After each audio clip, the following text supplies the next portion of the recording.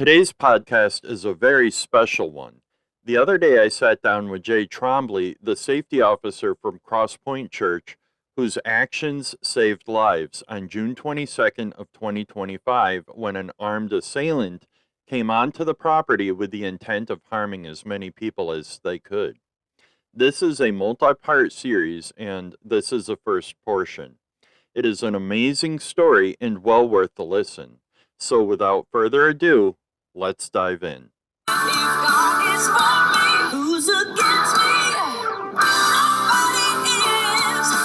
Welcome to Sanctuary Peacemakers. This is your frontline guide to safety and security inside houses of worship with your host, Unity.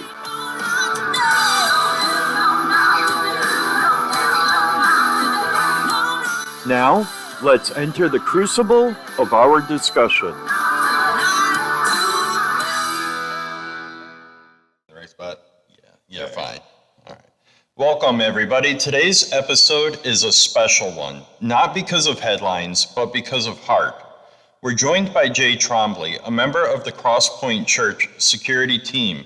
He found himself at the center of a moment that no one ever hopes to face.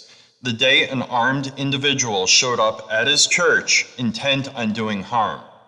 In that moment, Jay's training, judgment, and courage were tested in ways few can truly understand. His decision to act saved lives, but it also changed his own life forever.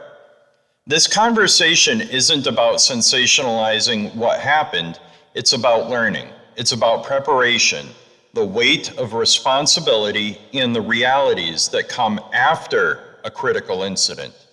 Whether you're part of a church security team, a law enforcement officer, or someone who simply wants to understand what it means to serve and protect others, this discussion is for you. So let's step into this conversation with humility and open minds as we learn from someone who's lived it firsthand. Here's my interview with Jay. Jay, I want to thank you for being here today. I'd like to start by helping our listeners understand what led up to that day, the training, the preparation, the mindset that equipped you and your team, as well as what the aftermath looked like for you. Before we get started, I want you to know that if you need to pause or break at any time, just let me know. Also, if I ask any questions that you're not comfortable with answering, let me know. We'll skip it. I will respect your wishes in that regard. So let's go ahead and get started. Thank you, Justin. All right. So now I have quite a list of questions, and I don't know that we'll ask every one of them because some of them may be redundant depending on your answers to other ones. And Okay. If I have follow-up questions, I'll bring those up as well. All right. So Jay, could you start by describing your role on the Crosspointe Church security team? At this time, I am the ministry leader of the team. So I've been the ministry leader for several years now. And so how long have you been involved in the church security before the incident took place, whether the leader or just in general? It's been about a decade now that the team has been active at our church. So what initially motivated you to join the team or become part of it? I've always been, just before the safety team, we refer to it as a safety team now. Originally, in the start, it was a security team. Right. For the simple fact that it was starting out, church security was the Primary goal. And as we've grown, we've realized that, okay, you know what, we need to look at not just people who may come to do us harm. There may be other things. There's, building problems. There could be severe weather problems, simple issues with simple injuries and stuff like that. So we changed the name to the safety team. But I just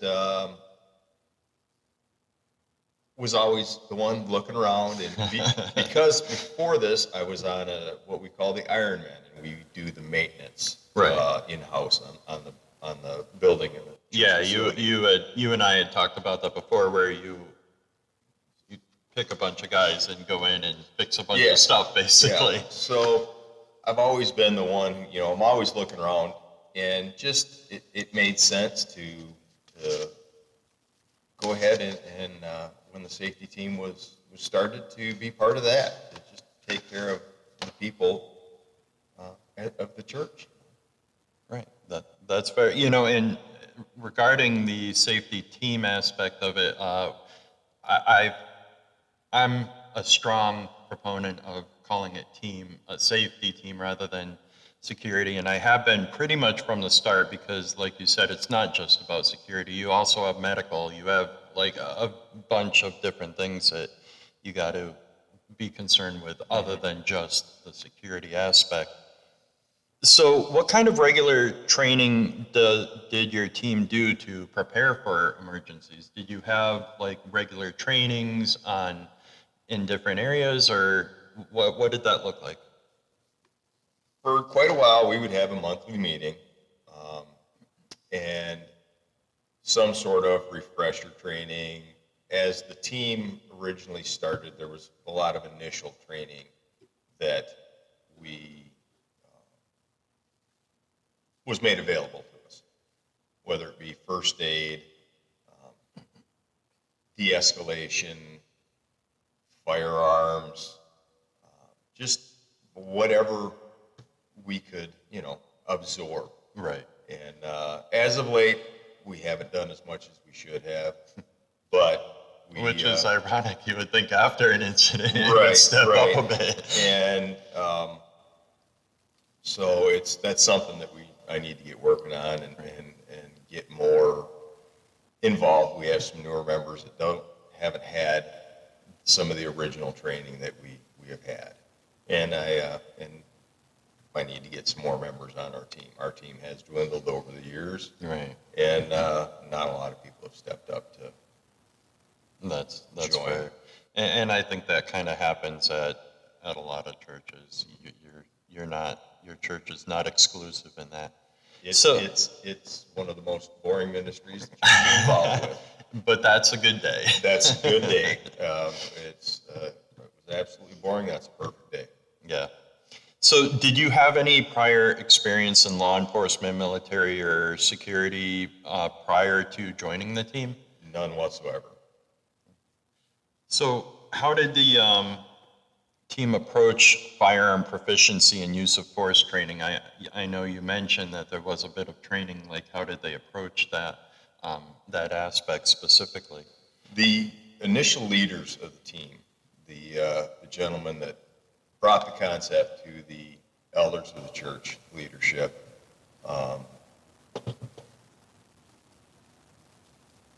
their initial, years ago, the state of Michigan had a qualification for an advanced CPL class. And that was the initial qualification to carry a firearm in our church. Right. And since then, we've modified that several times to different qualification programs. Right. And then just we had a range available to us that we would. That's always a good go thing. train at quite regular. Yeah. So did you do a lot of scenario-based drills or active shooter simulations with your training as well, or? We have had a number of them, yes, through different training organizations that we worked with, yes. So what about communication? How did your team coordinate communication or plan to coordinate communication during the services, or, if there was an emergency? We have a radio, a group of radios that we all use with an earpiece and a small microphone that you can either put at the end of your sleeve or clip on your shirt. Right. And we've been using those for about a decade now, and they work good. I love the idea. I'm sorry, I wasn't laughing. I mean, I was, but I love the idea of clipping it to the end of your sleeve. Like, we also have microphones and we have it clipped up here, but I love the idea of this is. We did have several people that they did. do the thing. I never was for me. I just like clipping it right here. Yeah. I'm the same way, but I do. It's almost comical, the vision of doing that. There were several people that did that. So what was the process of recruiting or vetting members for the team? To be honest with you, I wasn't involved in any of that. That was prior leadership, and I haven't had any strangers. Let's put it that way. Anybody we didn't know real well that has joined the team since then. Right. Everybody who's come on has been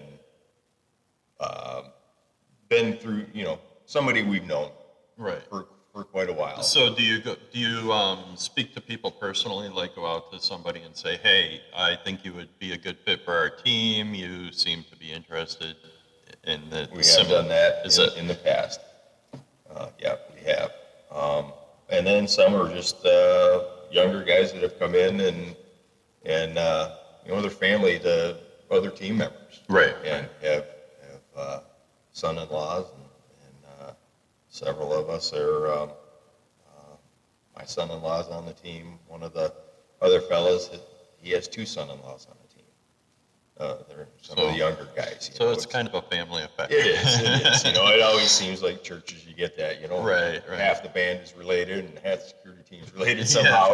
Yeah. So it's a lot of that. We're the same way. We have plenty of family. So did your church leadership, did they provide resources or input in how the team operated, or did they kind of leave it to you guys to decide how everything goes? Or the guidelines for the initial safety team, again, I was not involved in the initial setup of it, but yes, there was things that they had to back and kind of coordinate. Yeah. There was things that, and there was people who were not initially on board with the firearms, which you get that in a lot of churches, right? From what I understand. Yeah, and I just kind of on a side note, I just visited a church and did actually you and I had briefly discussed it a little bit. A couple Saturdays ago where I went out and I did the presentation at that church. And, of course I asked them if I could, if they had an issue with me carrying, which they didn't. But when I got to the church, I did find out that their denomination does not allow firearms. So I was kind of surprised that they said, yeah, go ahead and carry. I've also visited that church myself and one of my other leader of our team. We did talk to them and was, after being there for quite a while and having discussion, that was when I was made aware that their denomination doesn't allow the firearms. So. Yeah, and it does sound like it's something that may be open for discussion, whether now or in the future. So hopefully that does change for them. It's a sad situation that we have to have that discussion. Right. Oh, absolutely. And we understand that the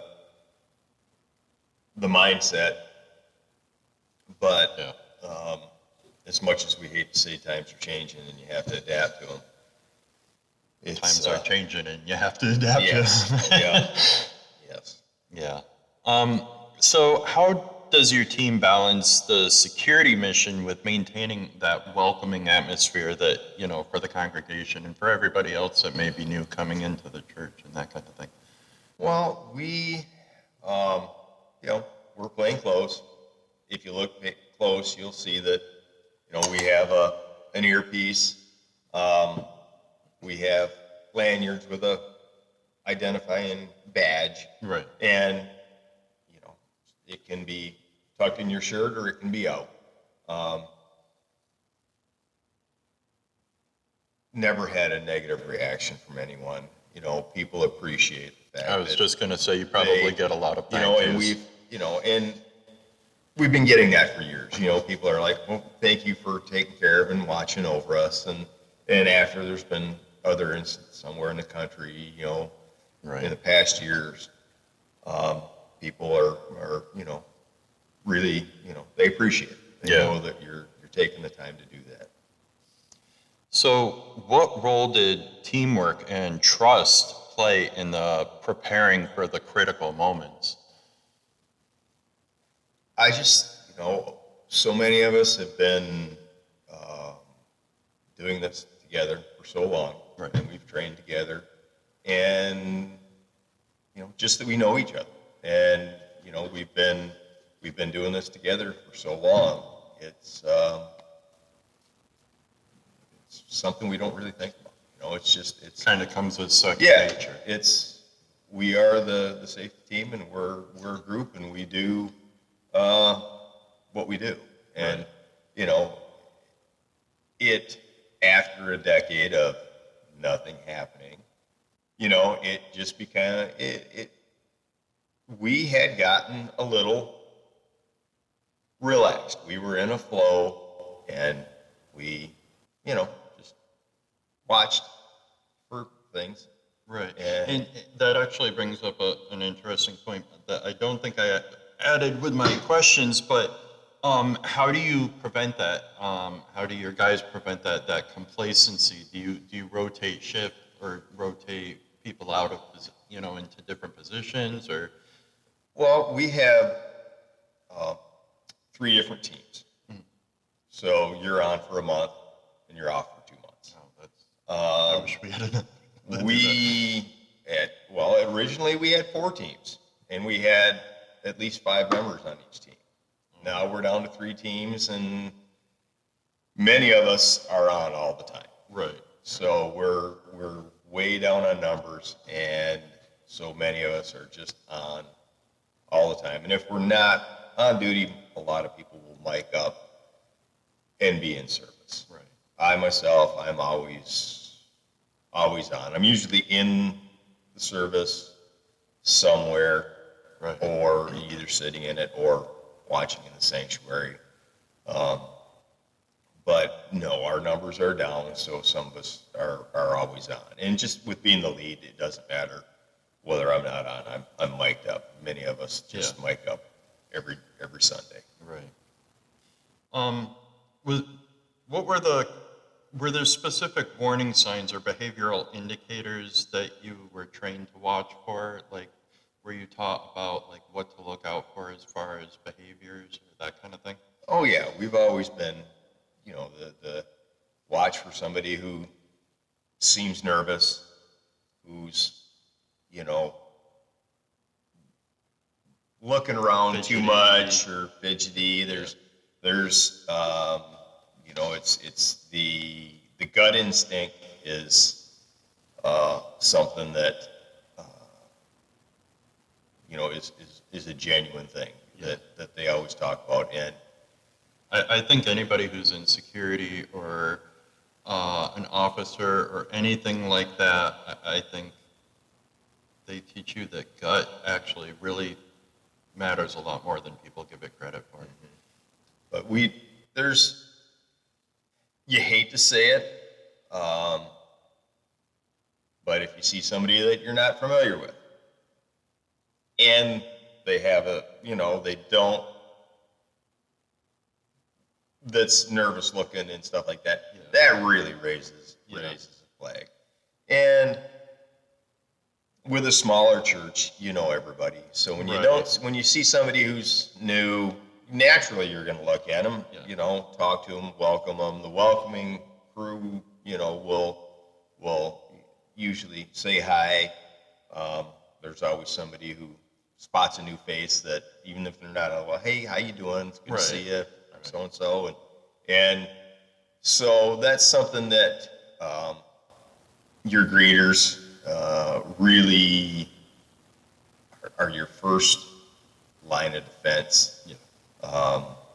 And that's something I'm thinking about, having a meeting with them and telling them that, it's something we need to have, and it was brought up in a meeting here not too long ago by some of the greeting staff. How do we convey to the safety team that we have somebody that's... Now, so that kind of leads into another question. is your greeter staff, are they part of the safety team at the very least, in that they know what kinds of things to look out for? Like, they have that training of, hey, if this person comes in with this behavior, you should pay a special attention to that? I have not had that discussion, but actually, the meeting I just referenced was last weekend. And it is something that I'm looking to go forward with. Right. And try to bring in the greeting ministry. Yeah. Either address them, have them come to a safety meeting and address them on, these are what we need to start looking at. Right. So how do you personally prepare yourself mentally before each service or event or anything going on? Like, how do you get yourself ready to be a part of this, to be in that safety atmosphere, to have that safety mindset and spiritual mindset at the same time? I don't know that it would shut up. That's fair. These days I don't know that it ever gets shut off. When we arrive and we're getting mic'd up and we discuss and share anything that we've heard through the week. I don't know that I actually never thought about how I prepare. It's just there. I'm in the building multiple times during the week for different stuff, and it's just always on. And I think, in all fairness, I think most people who carry a firearm on a daily basis or on a regular basis, that level of situational awareness is always a part of their daily life because of that very reason. Just out of curiosity, does your team meet like a while before people start coming in and pray over the service, or is that something you guys do or are considering? No, everybody's kind of usually wandering in. It's if people are there by chance. But no, I don't say, hey, everybody be here at this time. Right. People are there for different times. They have different activities and, kids and, this guy might be here early because his wife is practicing with the praise band or, so no, I don't have as long as they're there in time, we don't have, usually most of the team will be, the whole team will be there for the service. Right. Not everybody would be there for Sunday school beforehand, every time. So now you answered this when we were talking beforehand, but I got to ask it here. Did the team ever bring in outside trainers or law enforcement or advisors for instruction, which I know you did? Can you tell me a bit about that? We, in the early days, had a lot of, as the team's being set up and growing and starting, we did have quite a bit of training. We worked with an officer from the Downriver area on 2 separate occasions with, could be like situation scenarios with simunition firearms. And once in his facility and once at our facility. We've had a training organization from California, SRST, came out, and they are top-notch trainers, and they were here for 3 days. Many of our team members, then again, a few years later, we did another 4-day with them. That wasn't a church-sanctioned event, but it was we paid for it out of pocket and had them come out. And we did it with our families, but many of the people who were there were also team members. And we've had some hand-to-hand combat. We've had many I can almost, sometimes I don't, you'll ask this question and, I'll be driving home and go, oh, I forgot to tell them about that person we trained with this person. And, Right. And, no, we've had quite a bit of training available through the years. Right. So how often does your team, or did your team, review or update its emergency response plan? Well, through our meetings, which have fallen off, which is my fault, we would, usually go through something once a month and talk about something. And as we learned more, it would be discussed and brought up at meetings. Yeah. We would listen to, something from another incident that you didn't think of that before. Right. And just this year, this past year, there was different scenarios that we never thought of. So it was just more stuff that we had to start. That grand blank one, just everything all at once, bombs, fires, right, guns, just everything, man. So last year, starting with our incident, and within like a 3-month period, I believe, there was 4 acts of violence that mainly started outside the churches. Which was unusual because prior to that, a good majority of them start inside. Right. And that was, our mindset that we always thought of was now, we patrolled the parking lot. Right. We always had somebody in the parking lot watching. And our building has a parking lot on each side. So you had to kind of, back and forth. Yeah. Which left you open. Your building is huge, by the way. I stopped by there that time. And so, but with our incident and then the down south and the Minneapolis and the Grand Blanc, we had always been focused on something bad happening in the sanctuary. Right. And it was a real,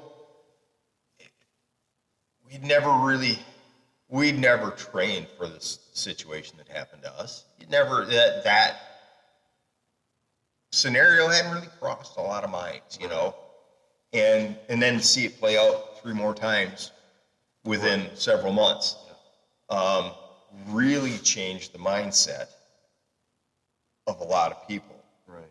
So it's a learning curve, it's a learning curve. Well, and they always say, no matter how much you train and prepare, there's always going to be something that surprises you. Correct. So. Yeah, it was very eye-opening. Yeah. So it makes you think of, okay, what else? Right. So were there any particular challenges or limitations that you or your team faced in terms of like budget or manpower or resources? I know you said you're a little bit lower than you'd like to be on manpower right now, but like budget or resources, I know a lot of smaller churches, those are issues that they commonly run into. Did you guys face anything regarding that kind of thing? So as of late, the manpower is the biggest issue. As our team was building, we were, I don't want to say we had a endless budget, but there was a lot of, the budget was there for the training and equipment. We do have a lot of equipment for doing hand-to-hand training and other things that we've acquired to do simulation, just training. Right. And then we would provide for range days. We would provide the ammunition so that you didn't have to get that out of your pocket. Right. And so everybody, we took care of all that. They've always done that. So it's been that hasn't been a challenge. Our biggest challenge was the trying to be able to get everybody together on the same time to train when you have so many different... Or meetings, I'll tell you, that's what we run into a lot of times is getting meetings together. Most of the time I have to do it like after church or say, all right, everybody break when church is over and then come back an hour later. It's something like that. Yeah, so that's the biggest challenge. So, did your training how did it emphasize in things like de-escalation or non-lethal options? What did that look like? You've spoken a lot about the different, firearms training and that, and which obviously is important. Did you guys work on any sort of like de-escalation options or non-lethal? So in some of the training in the past we'd had that there was training on de-escalation. I look back now and realize we probably haven't had enough of that. As far as there's more resources now to learn and to train in that, and that's something that we need to look forward to, or look into. As far as the less than lethal type, we have not dealt with any of that.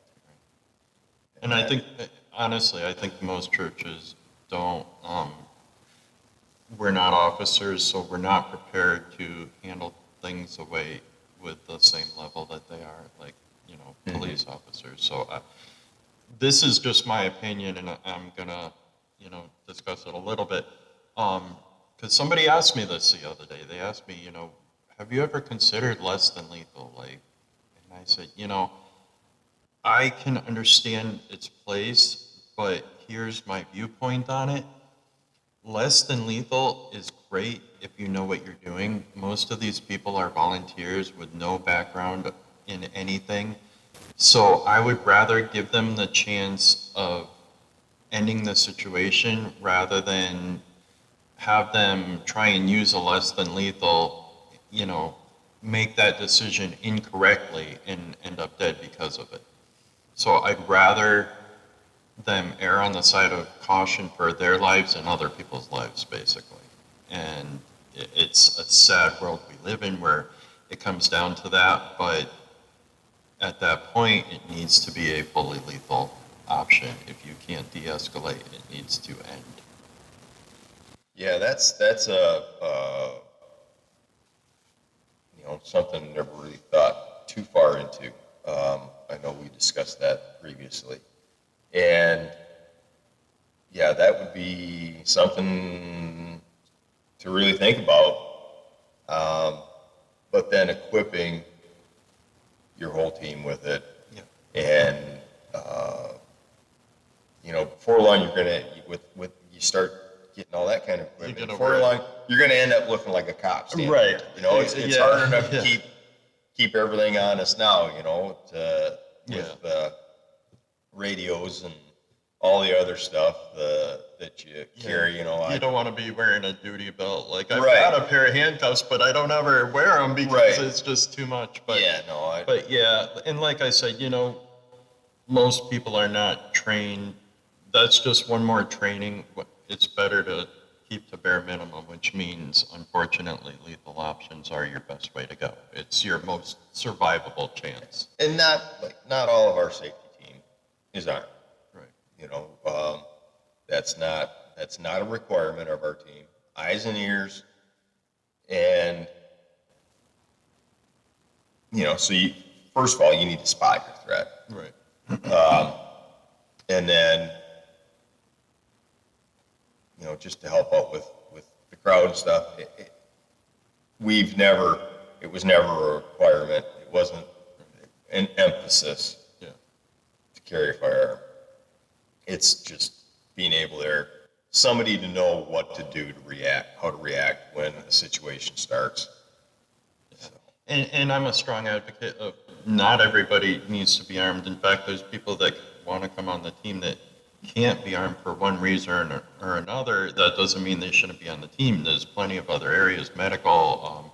You could have somebody who is very good at communication, so maybe they're the ones that de-escalate or that help people calmly get out the doors if necessary.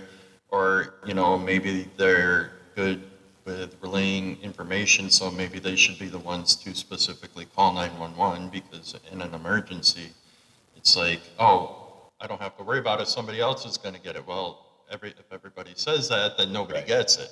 Right. So, in hindsight, which part of your training turned out to be the most valuable that day?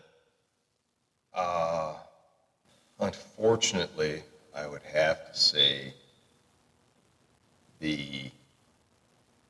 probably the firearms training. And just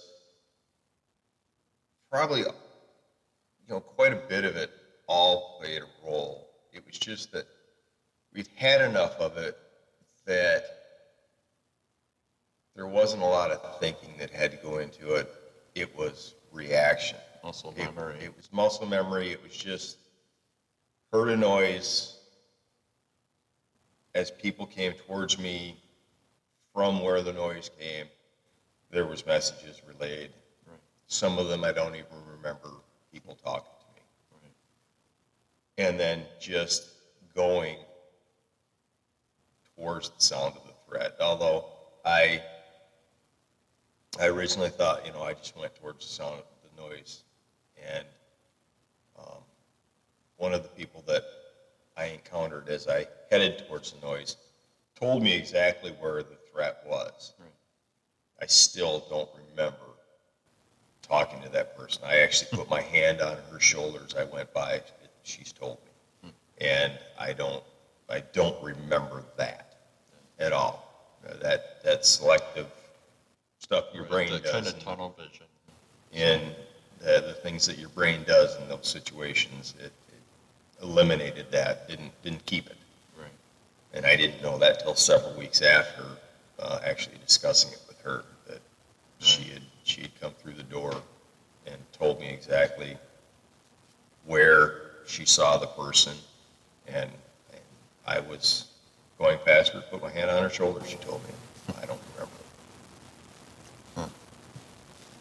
If you, one last question of this section, if you could redesign your training based on what you now know, what, if any, changes would you make? Well, I think the one change we've made is definitely keep an eye on the parking lots, the perimeter Right. of the building, to see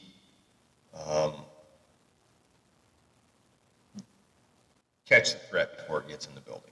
Yeah. As we've seen, so many of these attacks over the past year have been, immediate violence on the outside. They weren't people who were inside and then stood up and started causing a problem. And we've never had that. In the decade we've had nothing. Right. Until June 22nd. We've had some scrapes and stuff, and we've had some kids missing on in some of the events we've had, get, people lost sight of their kids. And, Right. and quite funny, several times they were both security team members, kids that we ended up looking for. But we used to have quite the festival there for a while. Yeah. And so that, the watching the outside has been our biggest thing now. Just kind of extra boots on the ground outside. To watch. Yeah. That brings us to the end of part one of this mini-series with Jay Trombley, the security officer at Crosspointe Church who played an integral role in stopping a tragedy. In part two, we're driving straight to the day of the event itself, what unfolded, the decisions made in real time, and what it looks like when preparation collides with chaos. This is where everything becomes real. Be here next week and tune in for part two of this mini-series. You're not going to want to miss what happens next.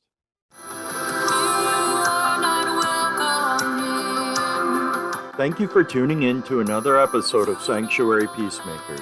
If today's conversation added value, be sure to tune in next week as we continue equipping and encouraging those who serve and protect houses of worship.